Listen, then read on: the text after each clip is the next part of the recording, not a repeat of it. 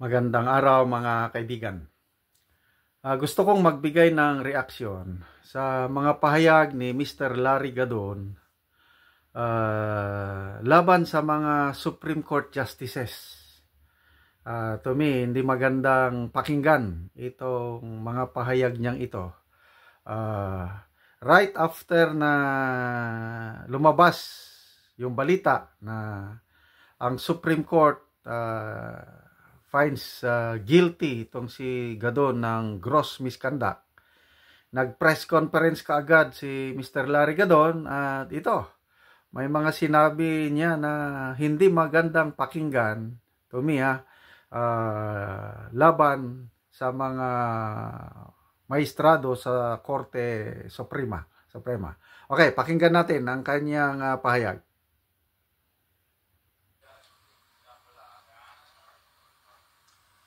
Sa inyong lahat at maraming salamat sa inyong pagdalo dito sa ating press conference na aking pinatawag. Yan ay dahil sa inilabas na desisyon ng Korte Suprema kahapon. Halatang-halata na ito ay nakihalo sa politika ang Supreme Court. Sapagkat in less than 24 hours, that I have issued a statement that Sara will not win in 2028. In-explain ko kung bakit.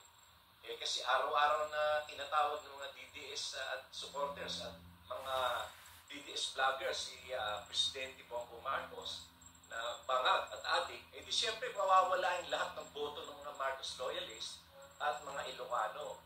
Yan ay napakarami niyan. Magmula Ilocos Norte, Ilocos Sur, Pangasinan, La Union, Cagayan, Isabela, and a lot of Ilocanos are also in Mindanao because they have settled there when President Marcos awarded. Okay, stop ko na doon Medyo mahaba yung press conference niya na politika daw ang Supreme Court. Ang pagkakaintindi ko, ang pahiwatig niya, yung desisyon ng NBank, unanimous decision, lahat, I think 15, tama ba ko? 15 justices, nagkakaisa sila, unanimous, finding Mr. Larry Gadon guilty of gross misconduct dahil sa pagsisinungaling.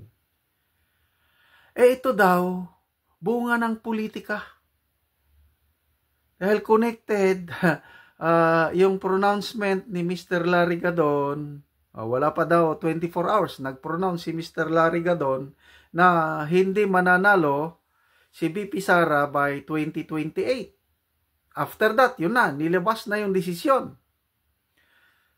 Ang pagkaintindi ko, pinapahiwatig ni Mr. Larry Gadon na ang kampo ng mga Duterte ang nag-influence sa mga maestrado na maglabas ng ganong desisyon na finding him guilty kasi nga nagsalita siya ng hindi maganda tungkol sa candidacy o political career ni VP Sara. Grabe naman, I don't know kung anong dating sa inyo nito o I don't know kung anong dating ito sa mga maestrado ng Korte Suprema. Yung maakusahan na politicize ang mga Supreme Court Justices. Grabe naman. Yung 15 sila, in bank, nagkakaisa sila na guilty for gross misconduct dahil nagsinungaling sa kanyang impeachment raps na i-file against kay dating Supreme Court Justice Maria Lourdes Sereno. Tome, pang-insulto yun sa Pang-insulto yun sa integrity, credibility, yung talino ng mga Supreme Court Justices. Ito, hindi maingat sa pananalita si Mr. Larry Gadon. Kaya, ayun, 2 beses na siyang na-disbar. ang unang disbarment niya, yung desisyon ng Korte Suprema is yung pinagalitan niya ang mga media personnel in public. Nireklamo siya sa Integrated Bar of the Philippines. So, pag-investigasyon, napatunayan nga sobra nga yung ginawa niya, yung bunganga niya. Ayun, desisyon ng Korte Suprema, disbar. That was last year. So, hindi na siya abogado. So, itong gross misconduct na ito, another punishment is disbarment. Kaya lang, hindi na pwede madisbar kasi disbar na siya. Wala na. The end of his career as a lawyer, itong si Mr. Larry Gadon. Kasi hindi na siya pwedeng parang appeal. Forever na yun. As a result of this conviction na gross misconduct. Wala na. Hanggang Mr. Larry Gadon na lang siya. Sabi niya, it doesn't matter daw dahil ang mga mayayaman, hindi man daw puros abogado ang mga mayayaman. Ibig niya sabihin na yayaman pa rin siya kahit hindi siya abogado. Okay, ganon ang kanyang pananalita. At ito nga, maswerte siya.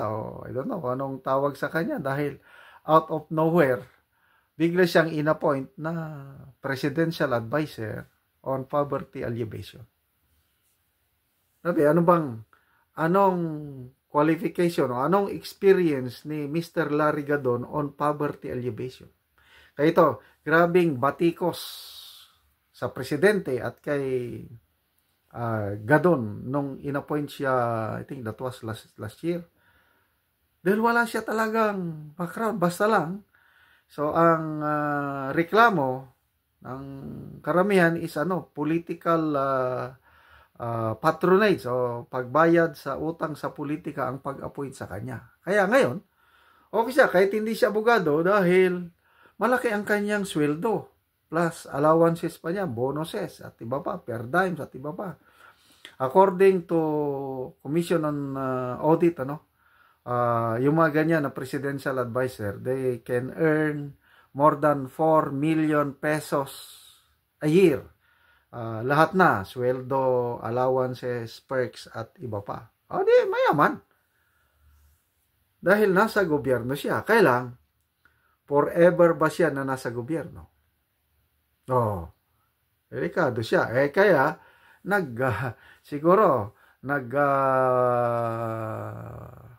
baka isang rason niya para forever siya na nasa Malacanang, yun. Nag-propose siya ng political amendment sa konstitusyon para ma-change ang ating form of government from presidential to parliamentary, hoping na mag-prime minister si Romualdez, after Romualdez, Sandro Marcos, forever, magtatagal sa gobyerno at dyan siya yayaman, parang ganon. Anyway, to me, napakababaw yung kanyang rason na politika. Napakataas ang credibility, integrity ng ating Supreme Court. Mula nung nagkaisip na ako, wala pa akong matandaanan na mga desisyon ng Supreme Court na medyo inalmahan ng taong bayan. Karamihang desisyon ng Supreme Court, believe ako, pinag-aaralan talaga. There is justice in the Philippines. Buhay na buhay dahil mayroon tayong Supreme Court na mga justices matatalino, binabalansi ang lahat, at pinapaboran ang mga inosente at ang batas ay mas pabor sa mga kasi yung proof beyond reasonable doubt. Grabe ang pag-uphold ng Supreme Court nito. Kaya maraming mga drug lords convicted dito sa lower courts. Pagdating sa Supreme Court, acquitted dahil hindi nasunod ang batas. Kaya dito ako talaga bumibilib sa ating Supreme Court. Buhay na buhay ating justisya dahil mayroon tayong Supreme Court na maasahan. And saludo ako sa ating mga justices. Okay? Yung paratang ni Mr. Gadon, bahala na siya.